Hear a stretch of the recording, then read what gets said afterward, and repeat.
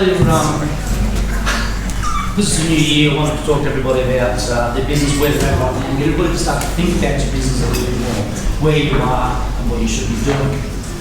There's a little thing that I call the harsh reality. And we all every now and then have to have a bit of a sit back, have a look at ourselves, what we're doing in our own business, and should we actually be there, should we be doing it? And this is the harsh reality of it all. So there's one rule in business. Everybody talks about these rules and those rules and everything else. There is only one. Only one rule that matters. And if you get it wrong, go get yourself a job. Okay? The money coming in must be more than the money going out. You can't break that rule. Okay? It seems really obvious, but you'd be amazed how many people don't understand it. How many people I go and see, when I tell them that, they go, oh yeah. And they're already too far gone. And they can't come back. So always remember it. And especially being a new year, go back through it again, see where you are right now. Have you got this around the right way? If you haven't got it around the right way, or you're going in the wrong direction, you need to make changes now. Make them now, before you get to this point where the money going out's more than the money coming in. Okay? It's not a nice thing to think about, but you have to. It's a new year, you've got to start to reset yourself and have a look at your business and what you're doing. Changing your business means changing your habits. We're all in the habit of doing our business. We get up in the mornings, we go through the same process every single day. We walk in the front door of our business, we open the door the same way, we turn the lights on, make ourselves a coffee. We have these processes that we do every single day, and they are habits. And if you need to change your business because you need to change this, you need to change your habits. No buts or maybes. You cannot expect your business to change unless you're going to change something in your business. And it is you that has to change, not your business. Make sense? Yeah. So don't forget that. The good thing with this is these habits aren't going to be as hard to change as quitting smoking or drinking or anything else that you might have. They're a little bit easier to do that. And I'm going to give you a couple of examples of it. And I want you all to do this exercise for me this week and next week, and I want you to report back next Thursday and tell me how you went. These are just some little physical habits that we're going to do and we're going to work on. First one is when you go home tonight, before you go to bed and brush your teeth, I want you to use your opposite hand. Alright, those of you that are ambidextrous won't find it too hard. We'll just get it out there. I hate you already. Now the funny thing with this is I have a manual toothbrush and I have an electric toothbrush. And my electric toothbrush, I've got to think about this, my electric toothbrush I use my right hand, my manual toothbrush I use my left hand. I have no idea why. No. But when you go home, try and do it the opposite way around. Grab the toothpaste in the opposite hand. And see how you go. And try and put that toothbrush in your mouth and try to get it up your nose and in your eyes and in your chin. It's actually a little bit more difficult, but give it a week. Do it every single night, every morning for a week, and then see how you're going. And reassess it. Now the other one that's fun is the opposite end of that, in the mornings. When you get up, put your pants on the other way around. Put your opposite leg in first. The undies aren't too bad. Try and do it with your long pants. I'm a right foot first person. I can tell you that right now, left foot easy. I go the other way around, I'm like this. Pop on the walking wardrobe. Girlfriend came in one day, I've got my head against the wall, balancing myself, get the other side. It is actually quite difficult to do, to get that brain. Why? Because we're in a habit. We're on autopilot. So by doing that for a week, and then see how you go at the end of a week, and you find you go in there and you're like, you can do it the other way, easy. Yeah. And you can do it either way. You've changed your habits and you've done it in a week. And it's simple things like putting something physical in the way. Nowadays with mobile phones, we can just set ourselves an alarm. If you want to change something you do every morning, if you want to change your shop layout, anything like that, you can actually set an alarm to do that. To remind you. What I used to do is I used to put physical things in my room. I'd hide my phone.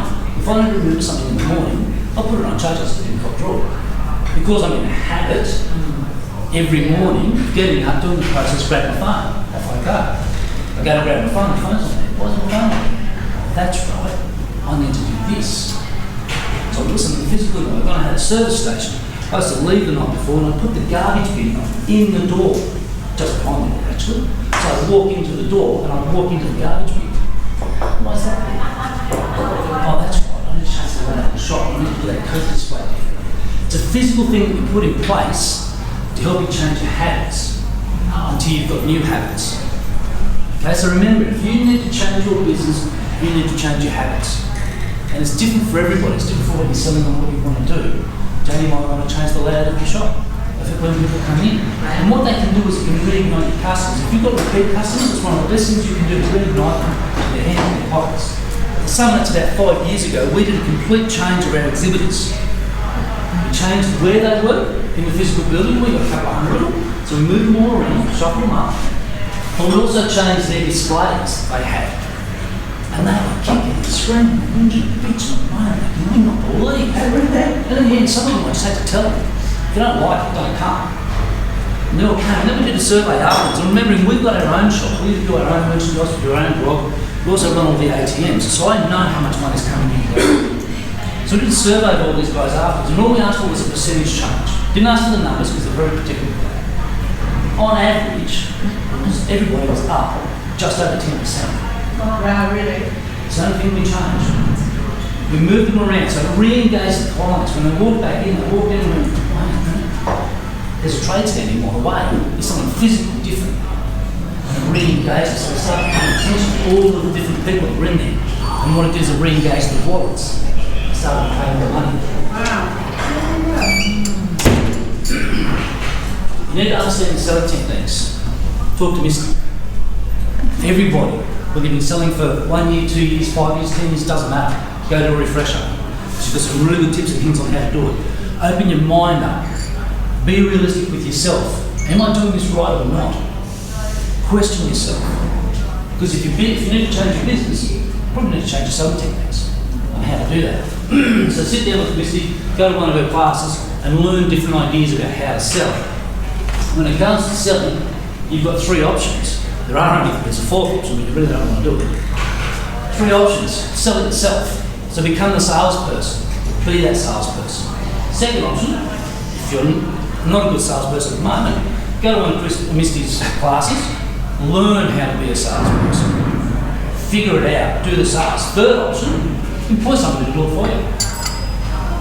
There is a 4th option, don't sell. Exactly. So harsh reality, guys. If you're in the sales business, you're not selling something, whether it's your whether it's a product, you need to know how to sell it. And if you don't know how to sell it, and you can't sell it, employ someone who can. Because without sales, you've got nothing. You've got no business. This up here is the wrong way around. Okay? Talking funny about this. And I've actually lived through this with another company that I work for. You may have the best widget in the world, but nobody wants it. I worked with a gentleman down in Melbourne. Business was called Tag System, we had a product called Drag Tag. Technology was amazing, absolutely unbelievable. You grabbed a real car and you drove it inside a PlayStation, a virtual world. And we could teach people how to drive cars, we could take street racing off the streets and put it inside a virtual world. It was incredible. He'd spent 5 years on this and just shy of $20 million. Didn't sell one. Business model didn't work. As soon as I went in there, I looked, I said, here's your business model. Don't have one. This is amazing technology that we're going to buy. So I went to a business model, or a business plan for an end user. I came back to him and said, we've got a problem. Nobody can make money on this, which means we're not going to sell it.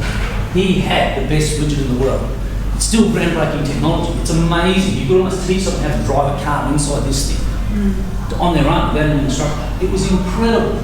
Nobody wants it. $20 million gone. Shot out the water. Okay? So you've got to see, have you got the best widget and nobody wants it? If you have, change your widget or go get a job. That's all there is to it, guys. I do it was harsh reality. What's a needs product? So I've only got about a minute left, so we have to get through this yet. Needs product. We generally have competition in the marketplace and will be price driven. Alright, petrol's a need, food's a need. You need it, you've got to have it. And there's usually a lot of competition in the marketplace and it's fairly cheap. So understand if you've got a need product or a want product. Because a want product, there's less competition in the marketplace and it's less affected by price. You're going to sell less of them, you're going to make more profit on them. So figure out where you are, what are you? We've spoken about this before, about what your products are and what you are, whether your people are price driven or branded. So understand which one you are. Within the marketplace though, within each product group, there can also be a need and a want. Petrol again is that example. 91 and 94 versus 98. I can buy the premium fuel. It's a need, but I want it. Does that make sense? Yeah. Good. That is a very short, harsh reality. It's very quiet then, because a lot of nodding. But that's what it's about. I want you guys to re-engage your brains for this year. Where am I going? What am I doing? Think about it. If you need to change your business, change it. Change it now. If you need a better widget, change the widget.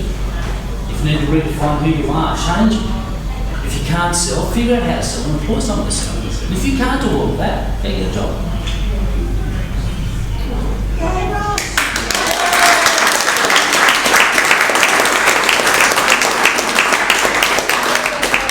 Any questions? So with your man's $20 million widget, Yes. I was just wondering, sometimes is it a matter of the right marketing rather than nobody wants it? No, because his was a bit, just the cost of actually selling it far outweighed the income you could ever make out of it. Right. That was just, and if he'd done that in the very beginning, he would have realised that. So, yeah. So you're saying in order to make the money back, People are going to the have cost was too high? the end user or the end purchaser for our product, this driving simulator that he designed, was going to have to charge too much for people to actually use the machine. There was not enough physical time in the day to get enough people through the machine because of the amount of time it took them to learn what they needed to learn to make any money out of it. Got it. I mean, he was after $3 million a unit, and no one could ever make their money back. But he needed that sort of money to get his investment back, and it just didn't happen. Missy.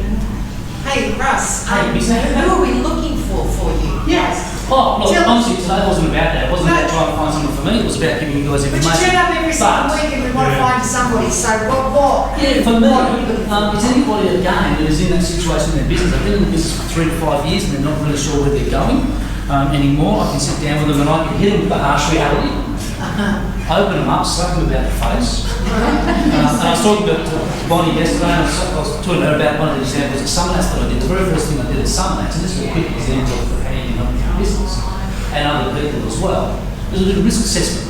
A lot of people don't even think about their business. You're in business, you need to do a risk assessment. Okay? Who here hasn't done a risk assessment of their business? Physical risk assessment. Shame on the lot of you. You should. And it's the hard questions that you should be asking. What Why is is? you starting to go, Russ? Depends. Depends on how bad you are.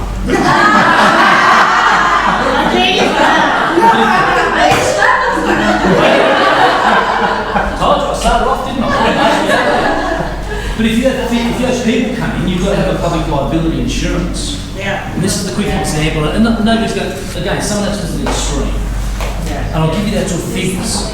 When I went into the Summernats, the public liability insurance policy was worth $90,000 a year. Now, public coming into that business only come into that business for 4 days. So that's $90,000 for 4 days. So I did a risk assessment on that. It took me a couple of weeks. They had an old one that hadn't been touched in about 20 years. So I reviewed all of that, changed it, 3 months in the bin. And I sent that off to the insurance broker. And I said, give this to all the underwriters because we're offering a link. And he gave it to all the underwriters. We went from $90,000 to $34,000 because I supplied one document.